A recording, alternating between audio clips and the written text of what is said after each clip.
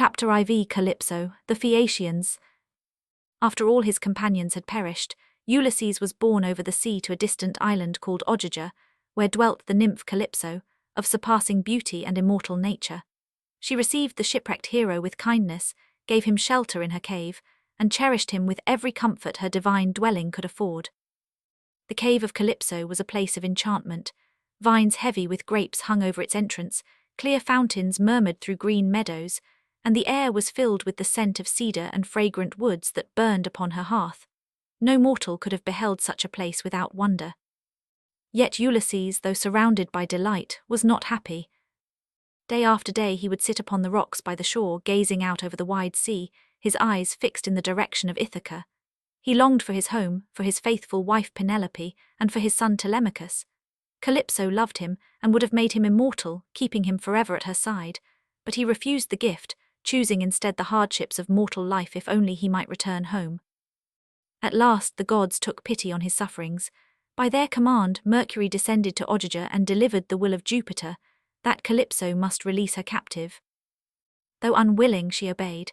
She supplied Ulysses with tools, timber, and provisions, and instructed him how to build a raft strong enough to endure the sea. When all was ready, she sent him forth with favorable winds. For many days he sailed in safety, guiding his course by the stars. But Neptune, who still bore hatred toward Ulysses for blinding his son Polyphemus, saw him upon the waters and raised a terrible storm. The sea grew dark and furious. Waves like mountains crashed upon the raft, breaking it apart. Ulysses was cast into the waters and struggled long against the raging sea, scarcely able to keep himself alive. After many hours of toil and near despair, he was driven at last upon the coast of a strange land, the island of the Phaeacians. Exhausted, bruised, and scarcely clothed, he crept ashore and lay hidden among the bushes, covering himself with leaves, and fell into a deep sleep. The next morning, Nausicaa, the daughter of the king of that land, came down to the river with her attendants to wash garments. Hearing a noise among the bushes, she saw the stranger. Though at first afraid, she was moved by his appearance and distress. Ulysses spoke to her with humility and wisdom, and she, pleased with his manner, instructed him how to find his way to her father's palace. There he was received with honor by the king and queen of the Phaeacians. At a great feast they welcomed the unknown guest, and when they asked who he was, Ulysses at last revealed his name and recounted the long story of his wanderings. The Phaeacians, renowned for their skill in navigation, took compassion on him. They resolved to convey him safely to his native land. Accordingly, they placed him in one of their swift ships, and while he slept, carried him across the sea and laid him gently on the shores of Ithaca. His long journey at last brought near to its end. Chapter V The Return to Ithaca, the Suitors. When Ulysses awoke upon the shore, he did not at first recognize his own country. The Phaeacians had set him down gently while he slept, leaving beside him the treasures they had bestowed, and so deep had been his slumber, and so changed his appearance by long suffering, that even Ithaca itself seemed strange to him. As he rose and looked around with uncertainty, a figure approached. It was Athene Minerva, his constant protector, though at first she appeared in a disguised form. She revealed to him where he stood and told him all that had passed in his absence, how his palace was overrun with proud and wasteful suitors, who consumed his wealth and pressed his faithful wife Penelope to choose a new husband. At this Ulysses' heart burned within him, but he restrained his anger. The goddess then touched him, and in an instant altered his appearance. His strong limbs seemed bent with age, his skin shriveled, his bright eyes dimmed, and he was clothed in rags like a wandering beggar. In this disguise he might enter his own house unrecognized and learn the truth of all things. Thus prepared, he made his way first not to the palace, but to the dwelling of a faithful servant, Eumaeus the swineherd. Eumaeus received the stranger kindly, though he did not know his master. He set before him food, offered him shelter, and spoke with sorrow of the absent Ulysses, whom he still believed alive, despite all reports. While they were thus engaged, another traveller approached. It was Telemachus, the son of Ulysses, newly returned from his own journey in search of news of his father. Eumaeus welcomed him with joy. The disguised Ulysses beheld his son with deep emotion, yet kept his composure. At last, when they were alone, Athene again appeared and restored Ulysses to his true form. His stature rose, His face shone with strength and majesty, and Telemachus, astonished, beheld his father before him. At first he could scarcely believe it, but Ulysses embraced him, and the truth became clear. Father and son wept together, long parted and at last reunited. But there was no time to linger in joy. Ulysses explained the danger. The suitors were many, bold and armed. They must be destroyed, but by cunning as well as courage. Together they formed their plan. Telemachus would return to the palace as if nothing had changed. Ulysses, again disguised as a beggar, would follow later. They would endure insult and watch their enemies closely, waiting for the right moment to strike. Thus resolved, they prepared to enter the lion's den, the palace of Ithaca, where the long-delayed reckoning was drawing near. Chapter VI. The beggar in the palace. Still disguised as a worn and ragged beggar, Ulysses made his way toward his palace, the place that had once been filled with order, honor, and hospitality, but was now overrun with noise, excess, and disrespect. As he approached, he paused. There upon the threshold lay an old dog, once strong and swift, now wasted with age and neglect. It was Argus, who in former days had followed Ulysses to the hunt. Though no one else knew him, the faithful creature, lifting his head with difficulty, recognized his master at once. His tail moved faintly, his eyes brightened for a final moment. Ulysses, seeing this, was deeply moved, but he turned aside to hide his tears. He dared not reveal himself. Argus, having seen his master once more after so many years, laid his head down and died. Inside the palace, the suitors feasted loudly. They laughed, drank wine, and wasted the wealth that was not theirs, treating the household as if Ulysses would never return. Telemachus sat among them, outwardly calm but watchful. Into this scene came Ulysses, leaning on his staff, clothed in rags. Some of the suitors mocked him at once, jeering at his appearance. Others threw scraps of food at him, as though he were less than a man. One, more insolent than the rest, struck him. Yet Ulysses bore it all in silence. He moved among them, observing each face, measuring their arrogance, fixing in his mind those who would soon answer for their crimes. At length he was brought before Penelope.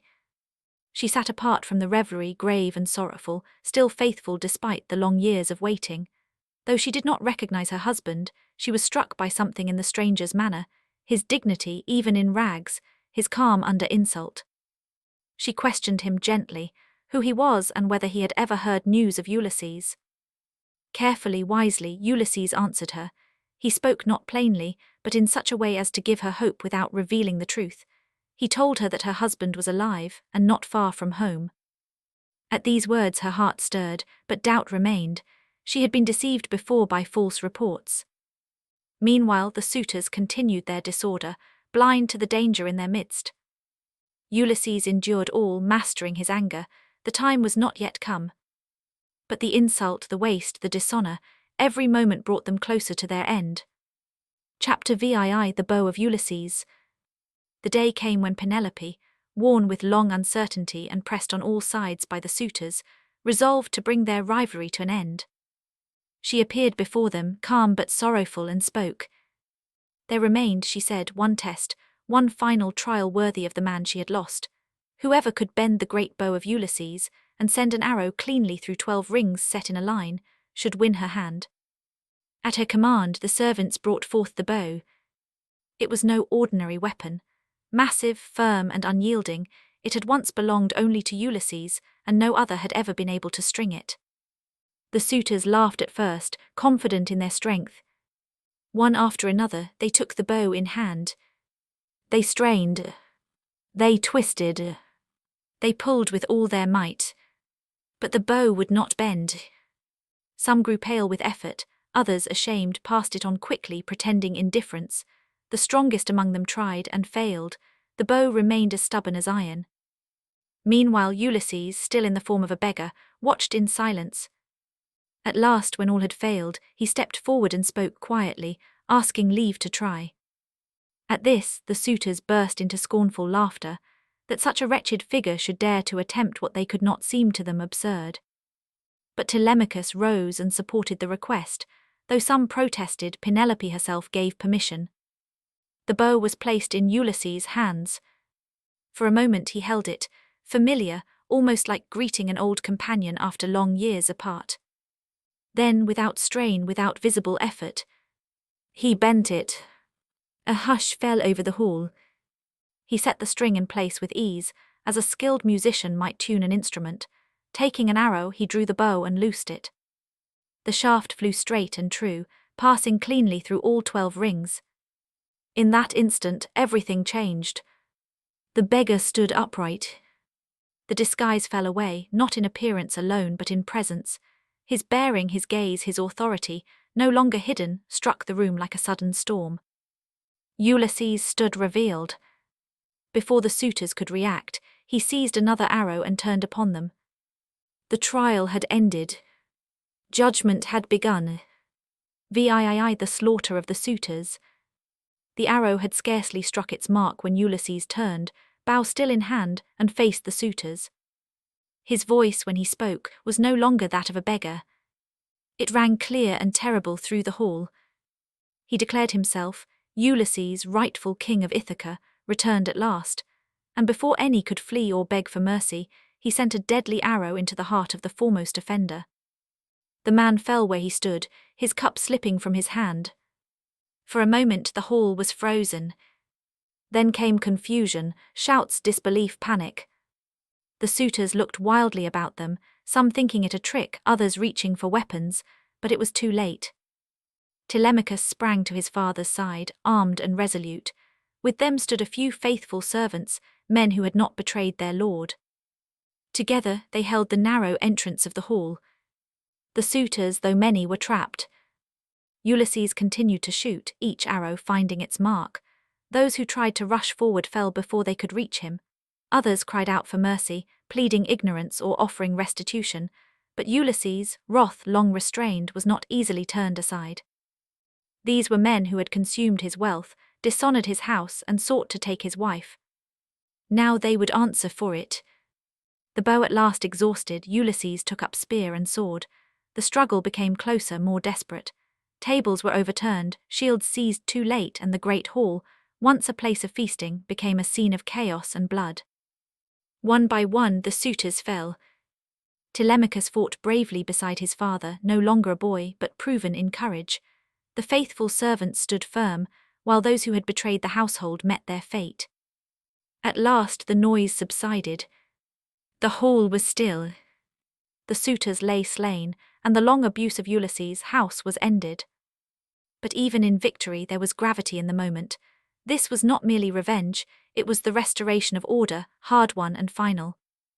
Ulysses stood among the fallen, his home regained, but not without cost. Chapter IX: The recognition of Ulysses. When the tumult in the hall had ended, and the suitors lay defeated, word was brought to Penelope that her husband had returned. Yet she did not rush forward in joy.